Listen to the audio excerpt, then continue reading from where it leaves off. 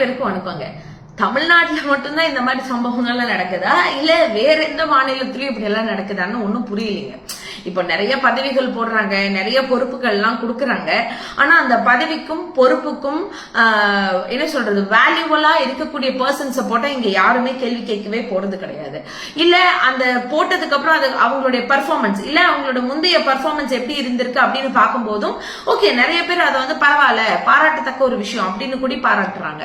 ஏன்னா யாரையுமே விமர்சனம் பண்ணக்கூடிய இடத்துல நம்ம கிடையாது. ஏன்னா எல்லாத்துக்கும் அவங்களுடைய தனிப்பட்ட திறமைகள் இருக்கும். யாரையும் அப்படி விமர்சனம் செய்யணும்ன்ற அவசியமும் இல்லை. உண்மைக்கும் சொல்ல போனா கல்வித்துறை அமைச்சரா அண்ணன் ராஜ்மோகன் அவர்களை போடும்போது நிறைய பேத்துக்கு நிறைய விதமான ஒரு எண்ணப்பாடுகள்லாம் இருந்துச்சு. இருந்தாலும் கூட நானும் ஒரு பட்டிமன்ற பேச்சாளர் தான். அண்ணன் ராஜ்மோகன் அவர்களும் அவருடைய வாழ்க்கை பயணம் பட்டிமன்ற பேச்சாளர் அப்படிங்கிற ஒரு விஷயத்துல தொடங்குச்சு. உண்மையாலுமே சொல்ல போனா ஒரு ஆசிரியர் அதை தாண்டி ஒரு கல்வியாளர் படிக்கிறதுக்கு நிகரா ஒரு பட்டிமன்ற பேச்சாளர்கள்லாம் படிப்பாங்க. ஏன்னா அவங்க அதாவது நிறைய கருத்துக்களை சொல்லக்கூடிய இடத்துல நம்ம நிறைய படிக்கணும். படிச்சாதான் அந்த விஷயம் தெரியும். இப்போ ஒரு 30 நிமிஷம் பேசுறதுக்கு 30 மணி நேரம் ப்ரிப்பேர் பண்ணணும். அப்போ நிறைய விஷயங்களை அவங்களால தெரிஞ்சிருக்க முடியும். நிறைய மோட்டிவேஷனல் ஸ்பீக்கர்ஸ் நிறைய இடத்துல போய் அவர் எல்லாம் பேசியிருக்கிறாரு. அப்போ நிறைய அனுபவங்கள் அவருக்கு கிடைச்சிருக்கும். சோ அதனால நிறைய பேர் விமர்சனம் பண்ணாலும் இன்னைக்கு அவருடைய அந்த துறையை அந்த அளவுக்கு கொண்டு போயிட்டு இருக்காரு. உண்மையாலுமே பெரிய விஷயம் தான். அதை தாண்டி அந்த 1000 சிபிஎஸ்இ பள்ளிக்கூடத்துக்கு ஆன்லைன் மூலமாவே சர்டிபிகேட் கொடுக்கப்படும் அப்படின்னு சொல்ல விஷயம் அவர் மேல மிகப்பெரிய ஒரு விஷயமா பேசப்பட்டு இருக்கு. சோ இதெல்லாம் ஒரு பக்கம் இருக்கட்டும். இருந்தாலும் ஏதோ ஒரு வகையில நம்ம ஏத்துக்கத்தக்க வகையில தான் இருந்துச்சு அண்ணன் ராஜ்மோகன் அவர்களுக்கு கல்வித்துறை அமைச்சர் போட்டது. ஆனா இன்னைக்கு நீங்கெல்லாம் சொல்றீங்கல்ல இந்த டிவிக்காரங்க அதை தாண்டி கீழே கமெண்ட்ஸ்ல பண்றாங்க எங்களுக்கு வரலாறு வேண்டியதில்லை. வரலாறே வேண்டியதில்லை. நாங்கெல்லாம் வரலாறே இல்லாம கொள்கையே இல்லாம அப்படியே நாங்க பாட்டுக்கு வருவோம். எங்க அண்ணனோட பாட்டு போதும் அவரோட போட்டோ போதும் அப்படின்னு சொல்லி இன்னைக்கு தமிழ்நாடு பாடநூல் கழக தலைவரா ஒருத்தரை தேர்வு செஞ்சிருக்கிறீங்கல்ல.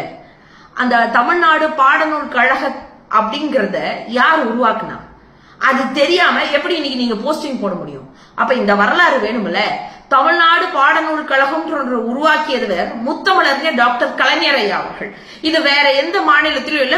முதலா நம்ம மாநிலத்துலதான் இது கொண்டு வரப்பட்டுச்சு. அதாவது நம்மளுடைய மாநிலத்துல நிறைய புத்தகங்கள், இலக்கிய புத்தகங்கள், இலக்கண புத்தகங்கள் இதெல்லாம் ரொம்ப ஜாஸ்தி. நிறைய ரைட்டர்ஸ் இருக்காங்க. இங்க நெரேட்டிவ் ஸ்டோரி நெரேட் பண்றவங்க இருக்காங்க. இவங்களுடைய புத்தகங்கள்லாம் வெளியே வரணும். அப்புறம் தமிழ் சார்ந்த தொன்மையான புத்தகங்கள் வெளிவரணும். மொழிபெயர்ப்பு புத்தகங்கள் நிறைய இருந்துச்சுன்னா அதையே வந்து நம்ம வந்து மக்கள் படிக்கிறதுக்காக கொண்டு போய் சேர்க்கணும்.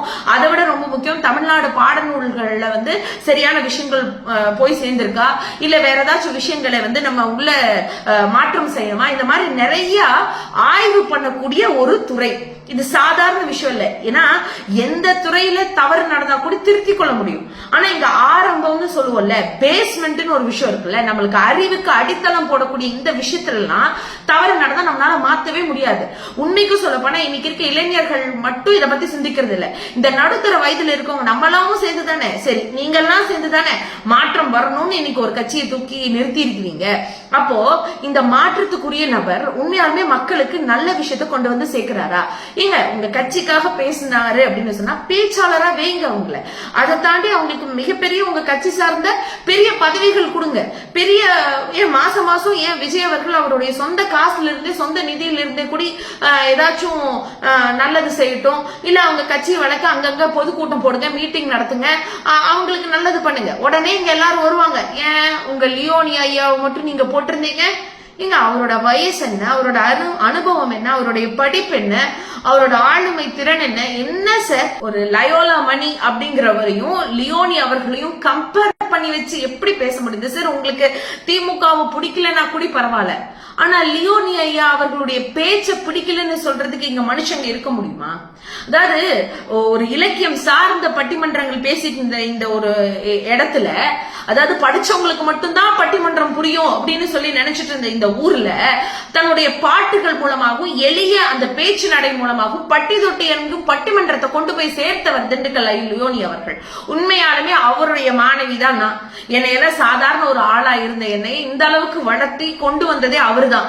இதுதான் ஒரு ஆசிரியர் ஒரு மாணவர்களை வளர்த்து வந்த விதம் அப்படின்னு. அப்படி பார்க்கும்போது இன்னைக்கு கமெண்ட்ஸ்ல லியோனி ஐயா அவர்களோட கம்பேர் பண்ணி எவ்வளவு அவரோட வயசுக்கும் அவரோட அறிவுக்கும், ஏங்க அவர் ஒரு இயற்பியல் ஆசிரியரும் கூட தெரியுமா, அடிப்படையில அவர் ஒரு டீச்சரா இருந்திருக்காரு. அவருக்கு இல்லாத தமிழ் ஞானமா? அவர் என்ன, நீங்க ஒரு சில பட்டிமன்றங்கள் பேச்சுக்களை தான் பார்த்திருப்பீங்க. அவர் கம்பராமாயணமும் பேசுவார், சிலப்பதிகாரமும் பேசுவார், இலக்கியமும் பேசுவார், சாதாரண பாமர மக்கள் வந்து அங்கேயும் பேசுவார். ஏன், அவர் ஒரு பிறப்பால் கிறிஸ்துவராக இருந்தாலும் கூட எல்லா கோயில்களிலும் ஒவ்வொரு நிகழ்ச்சிகள் வரும்போதும் கண்டிப்பா திண்டுக்கல் லியோனி ஐயா அவர்களுடைய பட்டிமன்றம் இருக்கும்னு சொன்னா அந்த அளவுக்கு மக்கள் ரசிக்கக்கூடிய ஒரு நபரா இருந்தார். அதை விட திருக்குரான் அந்த விஷயங்களை ரொம்ப அழகா சொல்லுவார் மக்கள் கிட்ட, அந்த பாடல்களை பாடுவார். இதெல்லாம் எவ்வளவு பெரிய விஷயம் தெரியுமா? சும்மா சாதாரணமா ஒரு மனுஷன் இவ்வளவு பெரிய உயர்த்து அடையல. அதுவும் இல்லாம அவரு பாடநூல் கழக தலைவரா பொறுப்பேற்கும் போது அவருடைய வயது கிட்டத்தட்ட ஒரு 60 கிட்ட வந்துருச்சு. அப்போ இவ்வளோ எக்ஸ்பீரியன்ஸ் இருக்கும் போதுதான் அவருக்கு அந்த ஒரு விஷயம் கொடுக்கப்பட்டுச்சு. ஏங்க, எப்பவுமே இளைஞர்கள் முன்னுக்கு வரணும் தான், இல்லைன்னு சொல்லவே இல்லை. எல்லாருமே இங்க அந்த ஒரு நிலைப்பாட்டில் தான் இருக்காங்க. இருந்தாலும் இளைஞர்கள்னு சொல்லி எல்லா இடத்துக்கும் இளைஞர்களை போட்டா அப்ப வீட்டுல எதுக்குங்க அம்மா அப்பா ஏஜானவங்க அவங்களே சேர்த்து வீட்டை விட்டு வெளியே அனுப்பிச்சிருங்க, எல்லாத்தையும் நாங்களே பாத்துக்குவோம் அப்படின்னு சொல்லிருங்க. இப்ப எனக்கு அந்த மாதிரியான ஒரு கோபங்கள் தான் வருது. எப்படி சார் அந்த லயோலா மணி அப்படிங்கிறவரு அவரோட மேடை பேச்சுல கட்சிக்காக மட்டும்தான் பேசிட்டே இருந்தார். அவர் பேசின நிறைய பேட்டிகள் இப்பெல்லாம் வந்துட்டே இருக்கு. நான் அவரை வந்து நேர்ல கூடி பார்த்திருக்கேன். பேசும்போது என்ன ஆஸ்பெக்ட்ல என்ன சொன்னாரு, அவர் சொல்றாரு பாருங்க, இங்கிலீஷ் வேணாம், இந்தி திணிப்பு வேணாம்னு பாட்டுல பாடினாராம் விஜய் அவர்கள். அதுவே வந்து இந்தி எதிர்ப்புக்கான போராட்டமா? அப்ப உயிரை கொடுத்து தன்னுடைய உழைப்பை கொடுத்து ரத்தமும் சதையுமா தன்னுடைய உடலையே அர்ப்பணிச்சு அங்க போய் போராட்ட களத்துல நின்று போராடி மார்பகத்துல குண்டம் வாங்கினாங்கல்ல, அந்த வீரர்கள்லாம் யாரு? அந்த இந்தி எதிர்ப்புக்காக போராடினவங்க யாரு? என்னுடைய மொழி முக்கியம் அப்படின்றதுக்காக தன்னுடைய உடலை தீயில இறையிட்டாங்கல்ல, அவங்க எல்லாம் யாரு? இந்த வரலாறு எல்லாம் எதுவுமே தெரியாம சும்மா ஒரு வார்த்தை ஒரு பாடல்ல வந்துருச்சுன்றதுக்காக எங்களுடைய தலைவர் இந்தி திணிப்புக்கு ஆப்போசிட்டா பேசினாரு அப்படின்றதுக்காக இன்னைக்கு பாடநூல் கழக தலைவரா இவருக்கு போஸ்டிங் கொடுத்திருக்கீங்களா? இல்ல இன்னொன்னு அடுத்த வார்த்தை தீண்டாமையை எடுத்து தீப்பந்தம் கொளுத்து. இதுதான் என் கருத்து. எனக்கு புரியல. என்ன இந்த ரைமிங்கா பேசணும்னா எனக்கு டிஆர் சாரியை நம்ம முதலமைச்சரை உட்கார வச்சிருக்கலாமே. என்ன ஆஸ்பெக்ட் சார், இவங்க எல்லாம் என்ன பேசுறாங்க? இவங்க கையில எல்லாம் ஒரு கல்வித்துறை போயிடுச்சுன்னா, அதாவது இப்பவும் சொல்றேன், அவரை நான் டிஸ்கரேஜ் பண்ணணும்னு சொல்லல, பட் அதுக்கான வேல்யூபிளான பர்சன் இருக்கணும்ல. இப்ப ஐஎஸ்ஆர் போல மயில்சாமி அண்ணாதுரை சார் இருந்தனாலதான் சந்திரயான் 1 நம்ம விட்டோங்கிறதா உண்மை. எனக்கும் விடணும்னு ஆசையா இருக்கு, நானும் போய் அங்க உட்கார்ந்தா பண்ண முடியுமா? என்னங்க நம்ம குழந்தைங்களோட படிப்புங்க. அதை தாண்டி இன்னைக்கு மும்மொழி கொள்கையை எதிர்க்கணும், ஏன் எதிர்க்குறீங்க அப்படின்னு நிறைய பேர் கேள்வி கேட்டுட்டு இருக்கீங்களே. அதை விட ரொம்ப முக்கியம், ஒரு குழந்தை என்ன பாடம் படிக்கணும், என்ன பண்ணணும் அப்படிங்கிற ஒரு தேர்வு செய்யக்கூடிய இடத்துல இவருக்கு போஸ்டிங் கொடுத்திருக்கிறீங்க. எப்படி இவர் வந்து எல்லாத்தையும் சரி பண்ணிடுவாரா? என்னாலலாம் இதை யோசிக்கவே முடியல. சரி, என்ன நடக்குது இந்த நாட்டுல? ஒரு மாநிலத்துல ஒரு நல்லது செய்வாரு நம்பி இவர் கையில ஒரு ஆட்சியை நீங்க கொடுத்திருக்கிறீங்க அப்படின்னு சொன்னா, இவர் நாளைக்கு அதாவது வரம் கொடுத்தவங்க தலையிலேயே கைய வைக்கிறாங்க அப்படின்ற மாதிரி இன்ன வரைக்கும் விவசாயிக்கு எந்த முடிவும் இல்லை. இன்னைக்கு பெண்கள், அதாவது ரொம்ப சொல்ல போனா இன்னைக்கு கூட நேத்து வந்துச்சு கோயம்புத்தூர் விவசாய கல்லூரியில ஒரு பெண் தற்கொலை. என்ன விஷயம்னு தெரியல, அதை பத்தி எந்த கேஸும் இல்லை, அதை பத்தி சோசியல் மீடியா எந்த மெயின் ஸ்ட்ரீம் மீடியாவும் பேச மாட்டேங்குது.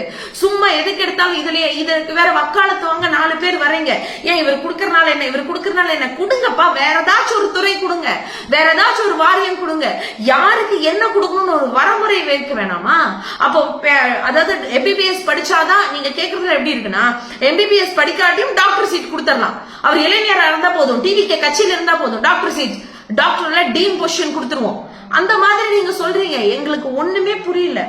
நாளைக்கு கல்வித்துறை அப்படிங்கிறது எந்த ஒரு சூழலுக்கு போய் நிற்கும், என்ன மாதிரி இங்க விஷயம் நடக்குது? ஒரு டைரக்டருக்கு, ஒரு தயாரிப்பாளருக்கு இன்னைக்கு ஒன்றியத்துல ஒரு அமைச்சருக்கு ஈக்குவலா ஒரு போஸ்டிங் கொடுத்தாச்சு. அவர் நம்ம நாட்டை சேர்ந்தவரே கிடையாது. அவர் ஒரு கேட்டா தெலுங்கர் அப்படின்னு சொல்றாங்க, இல்லைன்னா கன்னடம் பேசுறவங்க கர்நாடகா அப்படின்னு சொல்றாங்க. என்னன்னே ஒன்னும் புரியல. அதுக்கு மேல இன்னைக்கு இப்படி ஒருத்தர் லயோலா மணி அப்படிங்கிறவருக்கு இன்னைக்கு நீங்க ஒரு இது கொடுத்திருக்கீங்க, ஒரு பொசிஷன் கொடுத்திருக்கீங்க. இதெல்லாம் யாரு பேசுறது, யாரு கேக்குறது? அப்படி ஏதாச்சும் நீங்க எல்லாம்ப்பா, அதாவது தாவேகா கட்சி பசங்களே நான் கேக்குறேன், ஏன் இப்படி கொஞ்சம் கூட கேள்வியே கேட்க மாட்டீங்களா? நீங்க இன்னைக்கு ஒரு தலைவரை உருவாக்கிட்டீங்க அப்படின்றதுக்காக தலைவர் தப்பு செஞ்சா கேட்டாதான் அது சரியா இருக்கும். இதுல நீங்க பாதிக்கப்படுறீங்களோ இல்லையோ, பாமர மக்கள் எல்லாருமே பாதிப்படைவாங்க. ஒரு குழந்தைக்கு நல்ல கல்வி இல்லாம போச்சுன்னு வச்சுக்கோங்க, இன்னைக்கு நம்ம சொல்றோம்ல, தமிழ்நாடு கெத்தா சொல்றோம் கல்வித்துறையில நம்பர் 1 மாநிலம்னு, முடிஞ்சு போச்சு, எல்லாமே போயிடும் பின்னாடி. ஆனா இதெல்லாம் யாருக்கு புரியுது என்னன்னு தெரியல. இப்பவும் சொல்றேன், யாரையும் விமர்சனம் பண்ணி தரக்குறைவா பேசுறதுக்கெல்லாம் இது கிடையாது. ஆனா யாருக்கா இருந்தாலும் அந்த விஷயத்த ஹேண்டில் பண்ற அளவுக்கு, அந்த சீட்டை ஹேண்டில் பண்ற அளவுக்கு ஒரு தகுதி இருக்குமா அப்படின்னு பார்த்துதான் நம்ம கொடுக்கணும். சும்மா யாருக்கு வேணாலும் இவங்க எனக்காக ஆதரவா பேசினாங்க, இவங்க எனக்காக இதை பண்ணாங்க அப்படின்னு சொல்லி கொடுக்கறதுனால என்ன நடந்துரும், என்ன பண்ணிட முடியும்? ஓகே, இத உங்ககிட்டே நான் விடுறேன்.